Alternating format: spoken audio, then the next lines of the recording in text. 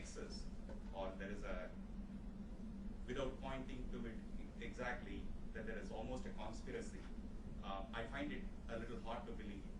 And I want to know what tools of analysis, if any, was used in making that conclusion and making that leap into seeing that there is a collusion amongst different parties here to vitiate the atmosphere in India. Okay, and that's a very good question, because that's directly about the book.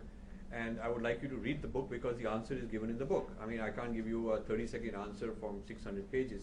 But in a nutshell, the book shows the cross affiliations between church people and think tanks, between academic people and church people, between church people and government.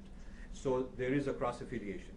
And the cross funding, it talks about the US government programs or faith-based initiatives which are now being exported.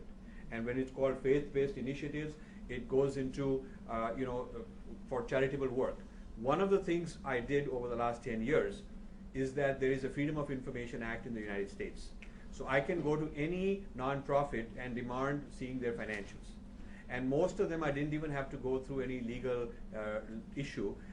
If I called up the Mormon Church, which I did, and said, I'm very interested, I'm told that you guys are doing a lot of work in India, I'd like to come and discuss exactly your India projects, they're welcome and will give me a huge dog and pony show of how many churches they've set up, how much money they're putting in, where the funding is going, because they see it's part of their PR, and they're proud of it. They don't think they're doing anything wrong, by the way.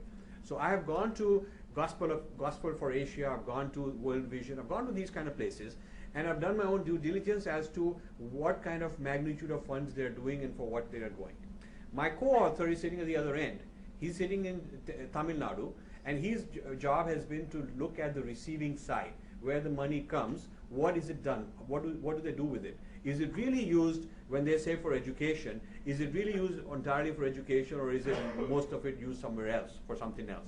So putting the data of the supply side, which is here, and the end destination side, which is in India, looking at what the cross connections are, was the primary methodology. And looking at the cross affiliations. For example, if you look at the Dalit Freedom Network and see the board of members and the founders, then you start going and investigating who are these guys. Some of them are right-wing Republican congressmen, some of them are political people from the church, and then you can put together that a group of interests came together and formed the Dalit Freedom Network. So the Lutheran Church, we have a whole chapter on the Lutheran Church in Europe and what they're doing in India, and how they're operating through a group or network in India to do certain things. So these different networks we have found without any doubt, and in fact those networks won't deny it. They will tell you that this is our network of, we are spreading the right truth, and we are, they will not say that the facts are wrong. They will say that what they're doing needs to be done because Hindus got this problem that they can't solve on their own, and we have to come and solve it. So what you're calling intervention is a good intervention. So they're not denying the intervention. They're calling it something else, but they are accepting the fact.